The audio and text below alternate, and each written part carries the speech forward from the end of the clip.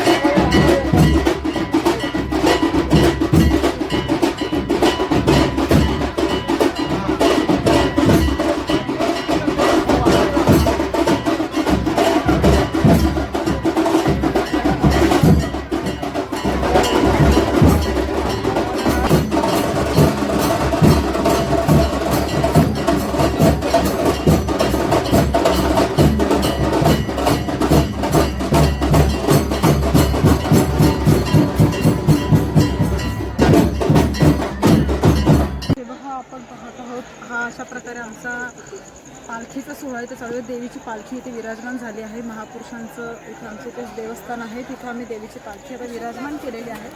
तिचा जल्लोषात स्वागत झालेलं आहे, तिला नाचवली आहे देवीला, आणि आता ती लवकर स्थानापन्न केलं आहे. आज आमच्याकडे देवी आमची वस्तीला आहे, उद्या सकाळी इथून निघणार आहे. सो आता आपण बघूया आमची देवी कशी आहे. या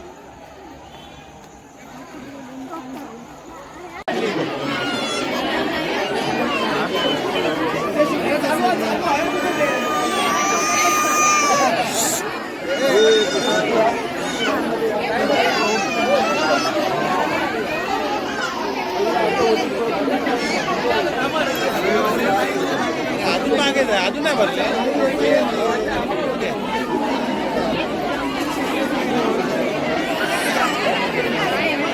बघितलं असेल अशा प्रकारे आमची पालखी आता विराजमान झालेली आहे आमच्या आईची. इथे महाप्रसादांचं आता चालू आहे, महाप्रसाद चालू आहे. देवीचा महाप्रसाद आमची आलेली पाहुणे मंडळी म्हणा, आपले माहेरवासी म्हणा, सगळे घेत आहेत. सो आता आपण बघूया की महाप्रसादाचं आपला सोहळा पाहत बघूया.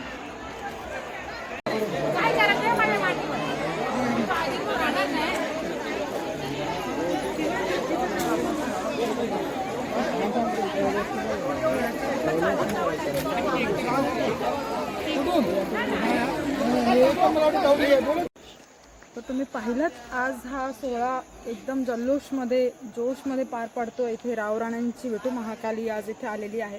सो आज हा तुम्ही जो सोहळा पाहिला त्याच्यामध्ये पालखी विराजमान आहे, महाप्रसाद चालू आहे, आज जागरण असणार आहे तिचा. आणि अशा प्रकारे अनेक माहेरवासिनी आलेल्या आहेत, पाहुणे मंडळी आलेले आहेत, तिचे सेवक इथे आलेले आहेत, तिचे भक्त इथे आलेले आहेत.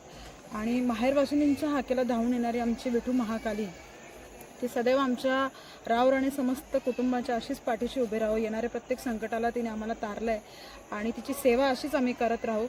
कोकण हे समृद्धी आणि संस्कृतीने भरलेलं ठिकाण आहे. कोकण हे संस्कृतीला जपत आलेलं आहे. कोकणातला हा एक सुंदर सोहळा मी तुमच्यासमोर आणलेला आहे. पुढच्या वर्षी पुन्हा एकदा ही पालखी येईल, पुन्हा एकदा हाच जल्लोष असेल.